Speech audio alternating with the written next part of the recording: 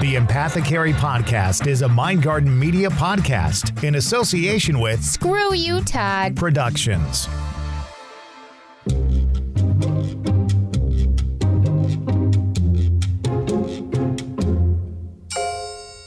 It's been a little while, but I think it's time for another Empathecary Podcast with Sandy and Todd.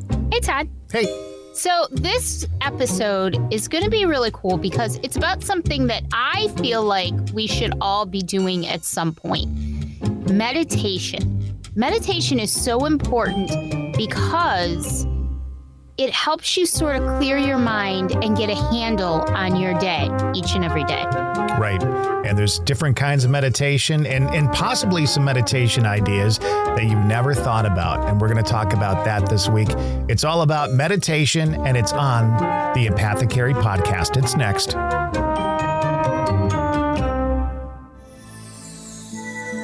Feeling a bit lost? Not sure what's holding you back? A transformational tarot session with Eclectic Path Wellness can provide the guidance you need, combining tarot and coaching to help you understand and navigate the changes you may face.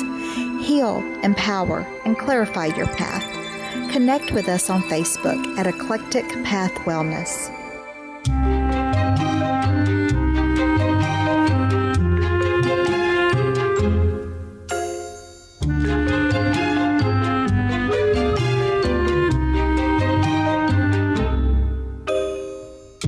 What is this, episode 4 now of the Empathecary Podcast? I think we're in episode 3. We're episode 3. Are you sure about that? I think so. No, I think we're on 4. Wait, let me check now. Okay. Now you've got me wanting to check. We'll put it to the producer, and I'll let her check. But I think we're on 4. Nope, I'm sorry, we are. You're right. Thank you. Thank you once again. Todd is right. Todd is right. Well, here's the thing. Todd is always right. In one way, shape, or form. Todd is always right. Welcome to the Empathecary Podcast. It's where we talk about things empathic that deal with being an empath. Let's just put it that way. I thought you were going to say things that make you go, but in a weird way, it kind of is a podcast about things that make you say, You're right. And I got a message from one of our listeners, a listener of the Sandy And Toddcast, and also a listener of the Empathecary Podcast. And they mentioned that they didn't realize until their eyes started opening up about being an empath during the pandemic.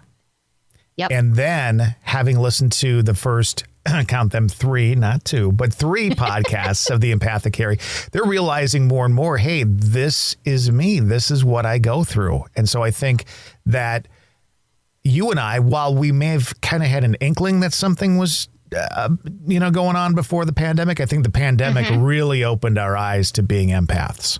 Oh, without a doubt. Between this podcast, well, let's back it up even more. Between our friendship and our sharing of our experiences and thoughts and ideas just with each other, starting the Sandy and Toddcast and now the Empathecary Podcast, and sort of coming into our soul tribe, so to speak, that we have now, I have blossomed as an empath, as an intuitive. I have just blossomed in the past couple of years, and I'm so happy about it. So if we can change if we can open someone's mind to it, who may have had just an inkling like we did, but didn't really understand much, we can help them in their journey. I would say that is so worth it. I've had a number of instances, probably in the last year at least, where I'm having conversations with people who have been in my life for quite some time and may have been on the verge of, that relationship you have as an empath with your friends where sometimes they're a little much. You know what I'm saying? Yep. Right? Yep. But then also coming to realize they might be a little much because they too are an empath and don't realize it. Yeah. Because in my mind, for a long time, I'm like, why am I like this? What's this depression about? What's this angst about? What's all this stuff going on about? And I thought, well, you're just crazy. You're nuts. You need medication. You need something, right? Mm-hmm. And then you come to realize that not all of it's yours, and you come to deal with it. But then in being an empath and having these friends who are always, again, maybe a little bit too much, then sometimes my eyes have been open on a couple of occasions where it's like, oh, I don't need to be, helping them. What I need to be doing is helping them understand why they're going through this stuff, that they too are an empath. Right. It's very interesting, the dynamic that one empath will have with another empath. And it's interesting because we'll just use you and I as an example. I don't ever feel like you're too much because I think we are on the same page. Well, where good. I'm glad to hear that, by the way. I hope I'm not too much for you, but in all seriousness, we've sort of learned how to balance each other. And, when we need to take some time where, there are days when we're in constant contact and there are days when we're in a little bit of contact. Mm-hmm. But the difference is that we know to give each other that space that we need. It's not, we don't have to be speaking all the time because we understand each other, and being an empath, we understand how that goes in our lives. And there are some times when I just have to sit back and just be like, I can't have contact with anyone right We were just talking about that before the podcast. Just, the messages are always coming in on social media and Twitter and chat and texting and all that kind of stuff. And sometimes and I think we all do this in life, but you have to pick and choose what you dive into at that particular moment and what can wait until later. Yeah, they call it bandwidth. If you don't have, some days I don't have the bandwidth to, I get a lot of messages every day. Sometimes it's all just fun, cute stuff. And sometimes it's stuff where people need your help. And if I don't have the bandwidth that day, I have to just not open the message and I let it go until I'm able to deal with that. Because first and foremost, as an empath, it's about you. It's about your self-care. Because if you're not careful about what you give out and what you take in, you can really do damage to yourself. Sometimes, I'm not going to lie, sometimes I do that as well. Had an instance of it this weekend, but I'm not going to lie, I felt bad about it. I felt bad about not responding because I think I could say, hey, listen, I don't have the bandwidth for that right now. But it's just easier to kind of not talk about it or not dive in at that moment. And you shouldn't feel bad, though. I don't think anybody should feel bad. I think it's just, they're coming to the well and the well isn't necessarily full at that point. And so if you go to the well and there's no water in the well, you can't get the water anyways. Yes. So, I always just feel like, just be patient. When I can do it, I'll do it for you. It's so overwhelming at times. And that's why, we're at a point where we're starting to learn how to manage it a little bit better. And so, hopefully we can do that for other people and let them know that, hey, you're not alone. We go through the same things you go through. Right. And one of the things that I've been doing for a little while, even without knowing it, is something we're talking about today, and that's meditation. Yeah. It's really become a power word for a lot of people. I've heard Howard Stern for a long time talk about transcendental meditation. It's been big in his life for a long time. Mm-hmm. And so I was always kind of interested in it. But with anything, and especially in the stuff that we talk about, sometimes there's not a lot of really easy information to get through. I feel sometimes in the woo-woo world, we have to jump through way too many hoops to get the information we're looking for. Mm-hmm. And part of that may come from the fact that we live in the here and now age where if we want to look something up, we go online. In the old days, you'd have to plan a trip to the library and you might have to wait 4 or 5 days to get down there. And then you'd have to go to the card catalog and know what the Dewey Decimal fucking system was. But now we want stuff now. And I think sometimes all that information, so much of it, that can become overwhelming too. So as we talk about meditation, the very first thing I want to talk about meditation is there's no set way to do it. Yes. There are specific programs you can go through. There's certain things you can follow but to to me, it's a little bit like religion, okay? A lot of religions say you say this, then the pastor says this, then you respond with that, then you sing that hymn, and then you do, there's a lot of that going on. That brings me back to, being 7 years old, my grandfather taking us to Catholic services on Sundays and, the back and forth. I could still probably recite it today for you, 45 years later if I needed to, because it's sort of burnt into your brain. But there are so many different levels of meditation. There's so many different kinds and so many different levels, and you don't have to immerse yourself in all of these higher level ways of doing things. It's so simple and it's so easy. I know for a lot of people, one of the things that, for people who want to know, I have to do A, B, and C in order to meditate, those are the type of people that may need to seek out somebody to teach them a certain way. But for people who are pretty good at being able to tune out the world for short periods of time, meditation can be very, very simple. Yeah. It can literally happen right here, we could meditate right now on this podcast. Yeah. It's not this meditation really in its purest form is not anything mystical. It's not like, the world of unicorns. It's meditation is essentially to help you relax, to help you clear your mind of any negative things going on, to make you focus on something other than the negativity, and to just lower your stress level. And in its purest form, that's what it is. If you've ever laid on the couch in the quiet, and maybe you're reading and then you put your book down and you close your eyes and you just lay there and relax a little bit, that's meditation. But a lot of people don't realize that because they think it's this stereotypical om and, you know, see colors legs crossed. And yeah. And it's not. It can be if you want it to be, but it doesn't have to be. I think too, like for me, when people pray, again, and those prayers may not necessarily be the exact words written in that specific religion, but a prayer can also act as meditation. Sure. Our good friend Holly Hughes, the other day, you were telling me before the podcast, posted her meditation was dancing around.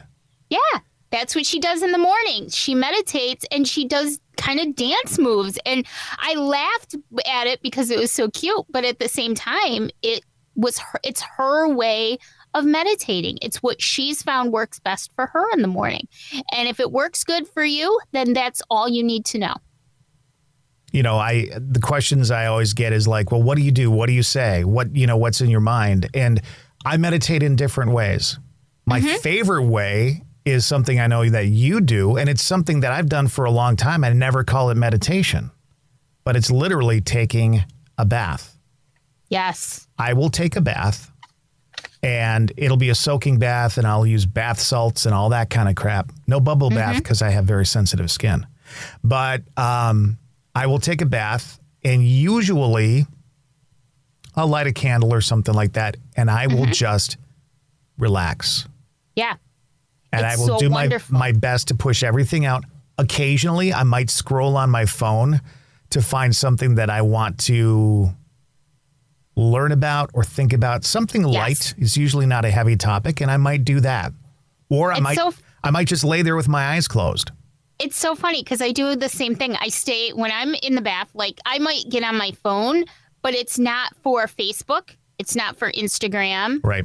It's not for, chatting with people. It's more or less, I mean, obviously if we message each other, we'll answer each other, but that's not the point. The point is I'll find something that I've been wanting to learn about or wanting to find out about, or a topic that I heard about, and I'll go do that because for me, that's relaxing.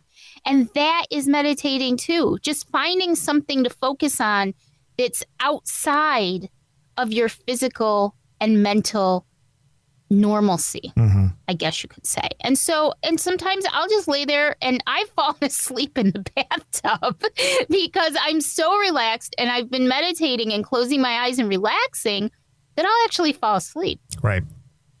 So that's another form of it. It's whatever is best for you. There's a lot of reasons why you should. A lot of people who are in physical or emotional pain, meditation should be for you. It kind of helps you understand your pain, understand your body better, understand where you need to maybe work on yourself a little bit, emotionally, physically, mentally. It improves your focus. And I want to tell everybody about one that I do in a few minutes that is so easy, and it improves your focus so much. It can lower your stress. You can connect with yourself better. You know, you can find out more about yourself. One thing that I would kind of parallel it to was when I was first diagnosed with diabetes and I was learning how to eat better and change my lifestyle. You don't realize how connected you can become with your own body when you start to really take care of your body. And little things that I noticed about my body's response to different foods, to the environment, to all kinds of things. The minute I started to take care of myself like that and change my lifestyle, it just opened up this whole world for me. And that's what I think meditation can do, is it can sort of help you connect with yourself on many different levels and understand yourself better. And that's why I love it. Meditation can also be reading a book in a quiet corner. Meditation can be focusing on yourself, as you mentioned, or even connecting your spirit with other spirits. Yeah. You can do manifesting meditation, which we have done pretty much monthly for a few months. Yep. And had just huge success with it. I can't tell you how much success we've had with manifestation. I know. Which, again, when I manifest, it's a meditation state. Mm-hmm. If anybody's ever seen us do live casts, I have candles in the studio. Part of my meditation is lighting a candle at some point in my workday. Yep. And there's a podcast that I listen to 3 times a week that kind of gives me an outlook for what's the week holding, what's the next movement as an air sign, as a collective with all the other signs, all this stuff, what to look forward to, that kind of stuff. So that can be part of meditation as well. Yeah, I have candles. I like candles. Everybody sees my candles during our live cast. I have one right next to me on my actual work desk that is positive energy. And so I light that one while I'm working every day and keep it next to me. And sometimes I will literally just turn to the candle and just focus on the candle for a little while. And even if it's 20 seconds, 30 seconds, and what that does is give my mind and my body a little bit of a break and helps me focus so they can continue to do whatever I'm doing. That's meditation. There's no set time. There's no set, place that you have to do it. There's no set way that you have to do it. It's whatever works for you. And that's so much, in my mind, what the woo-woo world kind of is too. Meaning, listen, if you want to actually study and practice focused meditation or mantra meditation or progressive relaxation, there's all sorts of things out there. But if you want to get started, start with what makes you comfortable. Yeah, big time. Big time. And I think sometimes that just is trusting yourself and your body and your spirit and your mind to understand what you need to do in that moment. If that moment is take a bath, take a bath. If that moment is lying down on the bed, lie down. If you can do it sitting in a chair, lighting a candle, whatever that is, do it. And, like manifestation, I know we'll talk about that on another program too, but because I meditate when I manifest in different ways too, but my favorite way is to bring in and have the knowledge of what I'm trying to manifest pretty concisely. I'm not a specific manifester, so I'm not going to say I want $4 million and I want it to come to me this way, but I'll say financial stability over the next whatever. Yep. And what I'll do is I'll take that. Do you remember Harry Potter? Where there was, and I don't remember what it was, but there was a basin. And whenever they wanted to get rid of memories and store them, they would pull it out with their wand and then put it in this basin of water. Okay. Yes. I don't do it with the wand, although I have, but I will take that and I will feel that manifestation into the universe above me. And it will, all my manifesting that I'm doing at that moment, I will swirl around my head in the universe until I'm ready to pass it along. And then with my energy out of my palms, I will then force it out into the universe.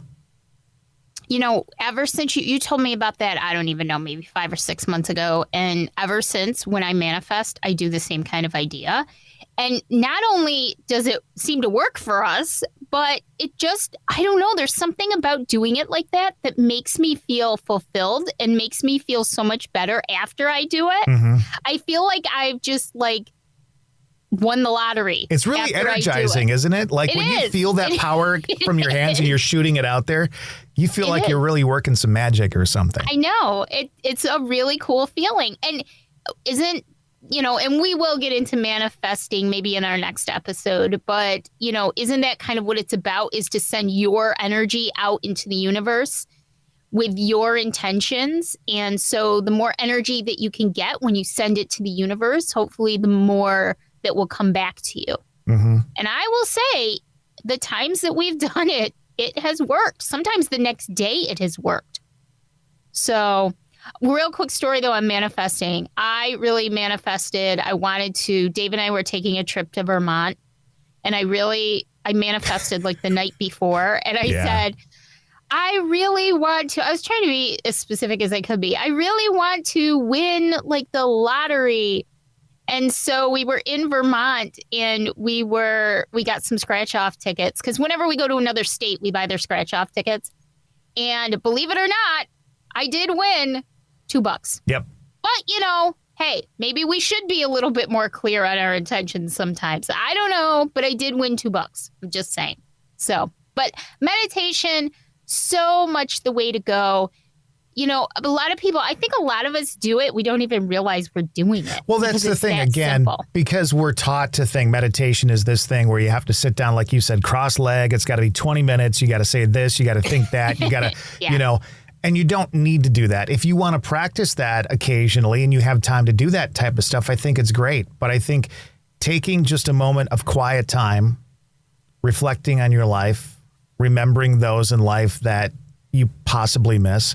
I mean, all that is very, very important to our souls, to our spirits, and then to basically clear your energy of all the negative that's around us on a daily basis. To me, that's what meditation is. And again, a lot of times it's a bath. Sometimes it's me sitting in the studio during the day listening to that podcast.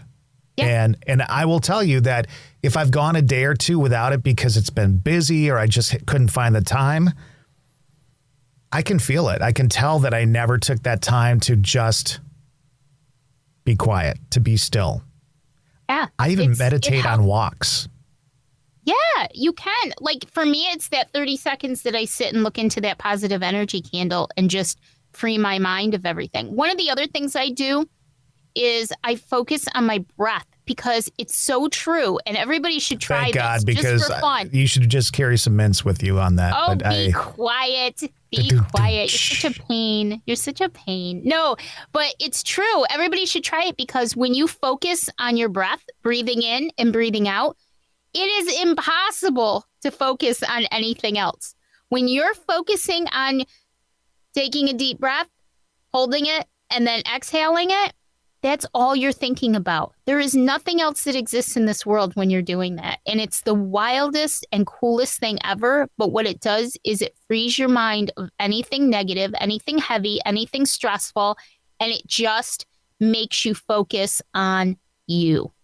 And it's 10 seconds, it's 10 minutes, however long you want to do it. But it's so cool and it's so important. And that's one of the things I'll do. I'll just sit. I'll decide I need a few minutes break during the day. And I'll just go sit on the floor in my studio, and Spike will stare at me like, "What are you doing, Mom?" And I just close my eyes and focus on my breath and breathing in, holding it, maybe counting to 3, breathing out. And it works wonders for you.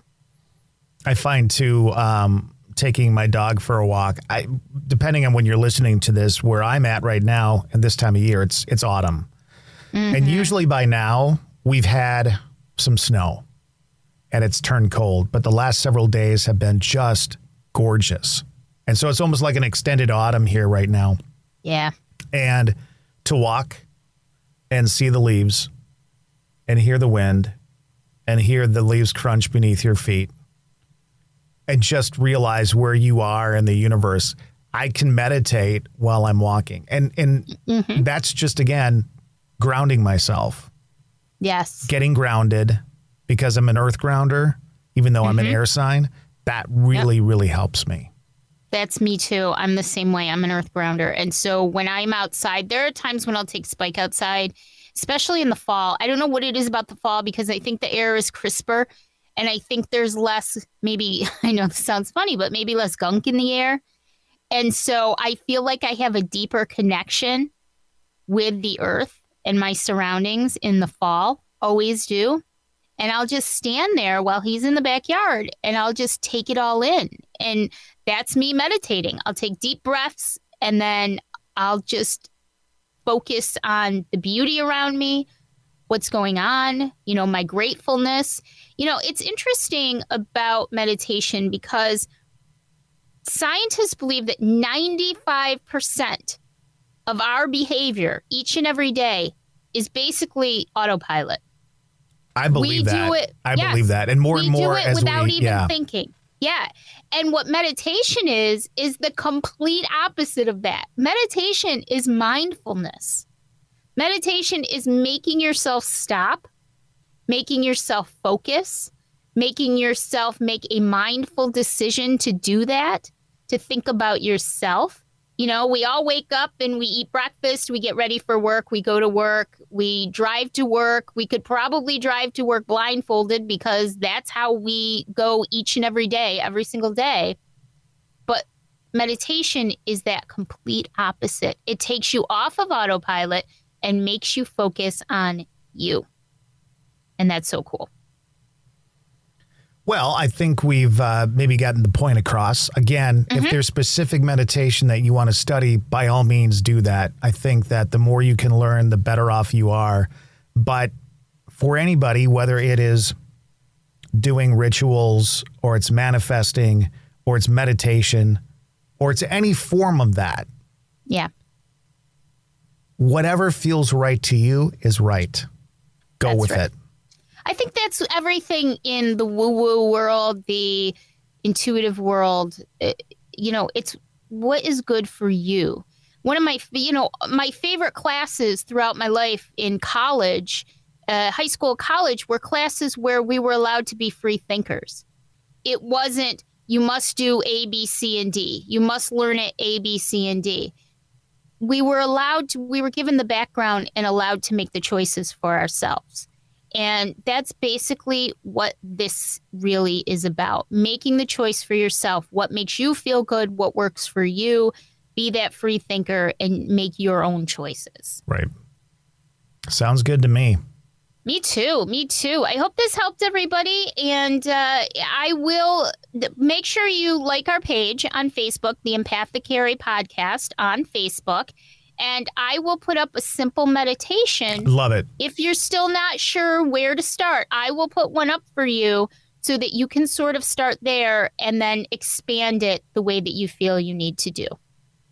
I love it. I'm just sitting here while you're talking before, and I'm thinking about like how I like to garden and how like plants are really important to me, and like, dealing with my herbs and stuff like that. That's very meditative for me, but purposeful. Yes. And I'll just throw this out there as we're wrapping things up. Even cooking dinner, like taking the time to seriously prepare, chop up the vegetables because you're going to make soup, let's say, and frying those a little bit, cooking those a little bit, sweat them out while you're getting the rest of it together. That can be very meditative too if you take the time with it. It can be a very beautiful thing. I'm not the biggest crafting person in the world, but every once in a while I'm actually working on some crafts right now. Oh, God. Well, for our big 1-year anniversary for the Sandy and Toddcast in January. All I can think we're going to of be doing some giveaways. My aunt and those damn hats. What did your mom call those hats? Kubalines. Oh my God. I still can't believe that I thought that was a real thing all these years. I'm going to be 51. I thought they were, until about 2 years ago, I thought Kubalines were real. So I don't know. They're the winter hats with the little pom-pom on top. Yeah. And my Dave aunt calls them pupkey hats. See, I'd never called them anything but ugly because we always got really ugly ones for Christmas. Those and mittens. And we had a dog at the time, and all you could hope for was the dog would rip it off your head and run away with it, which she did quite often. And you'd never see them again. Well, don't worry. My crafts aren't like that. My crafts are pretty decent. But that to me is meditation because I'm focusing on one thing only. So whatever it is for you, bottom line, is what you need to do to focus on you and your own mental, physical, and emotional health. Love it. So do us a favor, like the page, share it with friends, talk to them about this kind of stuff. The more people you talk to about it, the more people you realize are just like you, and they need an outlet to talk about it as well. Don't miss us on the Sandy and Toddcast, where we have live video casts, and we do plenty of other stuff as well. And what are we up to now? Episode something in season 3, 10, 11, 12, something like that. 10. We've got season 3, episode 10 is out now. But we've got 11 in the can ready to go, right? Ready to go. I'm already counting down until we're done with this damn season. And then we'll take some time off for the holiday. So lots of interaction here. And of course, join us on Stay Weirdos, friends of the Sandy and Toddcast. You can join us there too and have some fun. So yeah, lots of bonus episodes and bonus content in our group, Stay Weirdos, friends of the Sandy and Toddcast. So get your butt over there, join us, and have some fun. Excellent. Until next time, for the Empathecary Podcast. Bye. Bye.